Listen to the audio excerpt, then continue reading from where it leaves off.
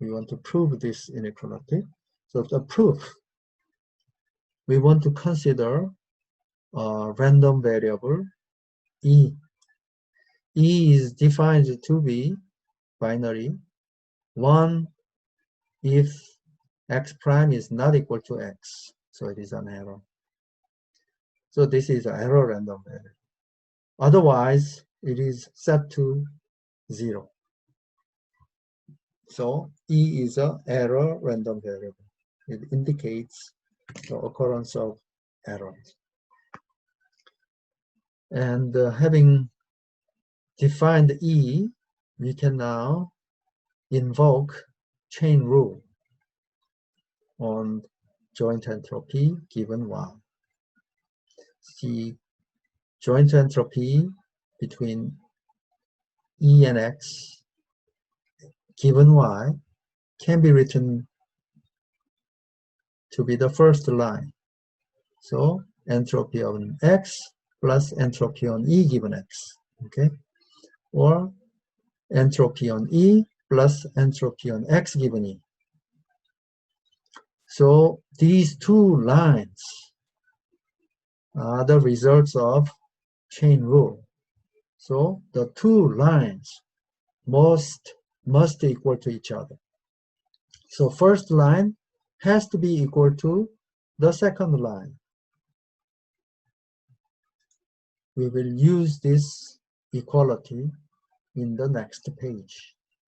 Okay, in this page, I have written the first line in the left-hand side and the second line in the right-hand side. So the left should be equal to the right. And I noticed that the first item is what we want to have. Uncertainty on X given Y. And let me take a look at the second item. This item is the uncertainty on error random variable given X and Y. But if both input and output are given, then there is no uncertainty left on E. Because I know perfectly if error has occurred or not, given X and Y. So the uncertainty on E is 0, so this measure is exactly equal to 0. Now move on to the right-hand side. Let's take a look at the first item. Error random variable E is a binary random variable. Either error happens with a probability of PE, or error does not happen with a probability 1 minus PE. So this is a this can be upper bounded by entropy on E. And entropy on E can be written as entropy of PE. And since this is a binary random variable, it should be less than or equal to 1.0. So that's first observation. This part is upper bounded by 1.0.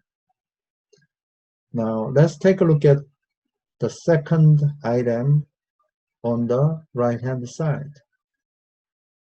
So that one I copied right here, and then I consider E is equal to 1 and E is equal to 0. So when I consider E is equal to 1, entropy on X given Y, E is equal to 1, and do the same with E is equal to 0.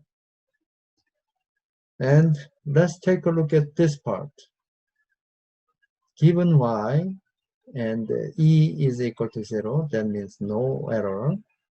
No error means Y is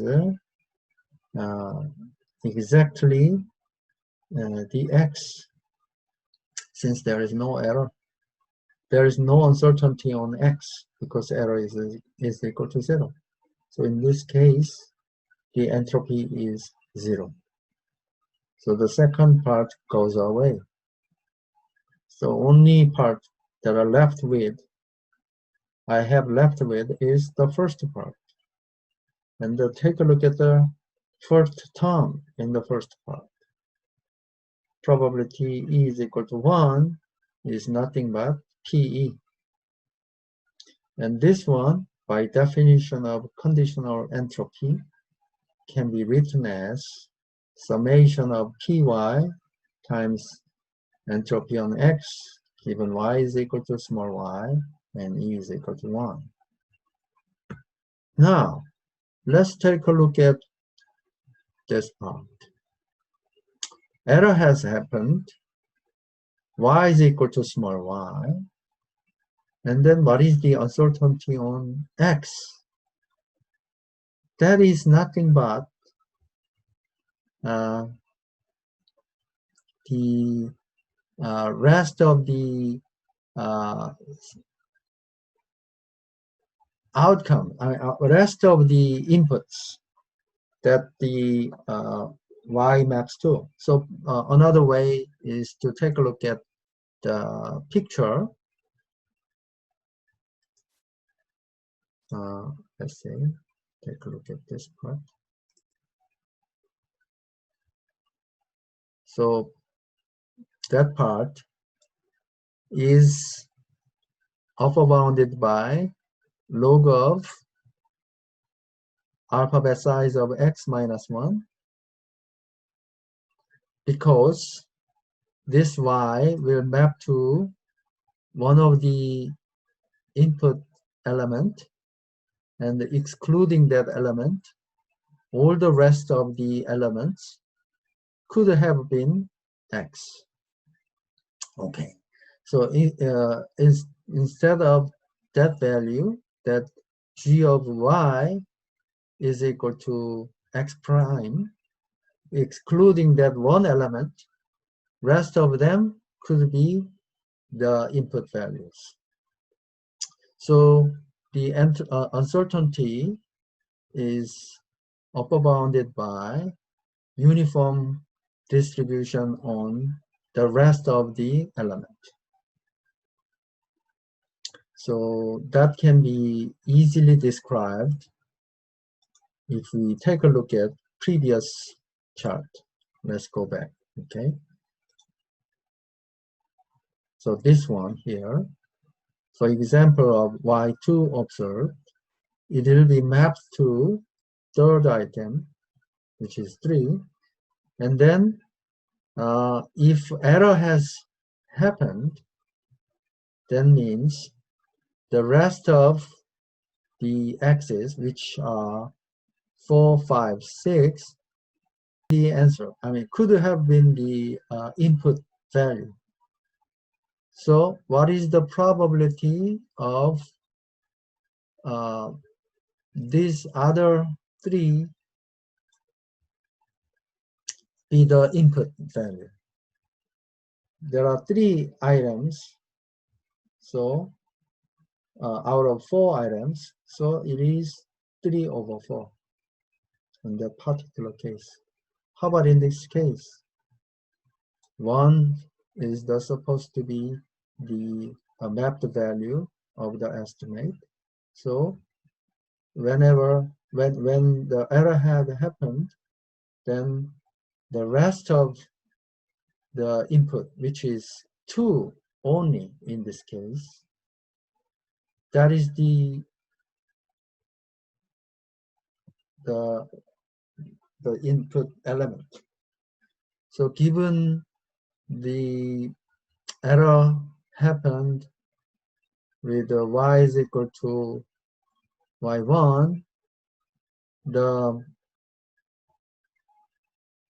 other value, which is 2, x is equal to 2 should be the sure event in that particular case. So that is the case, okay? But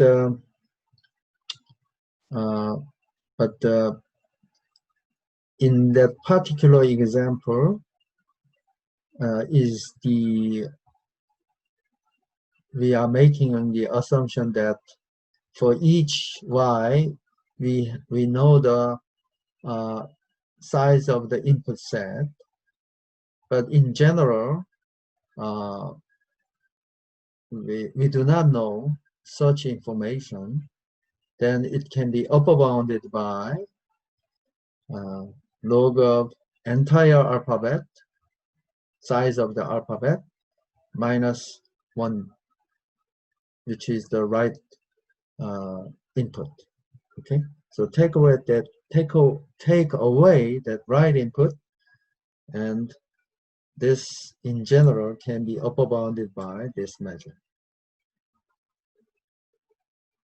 So that is the same upper bounded by this.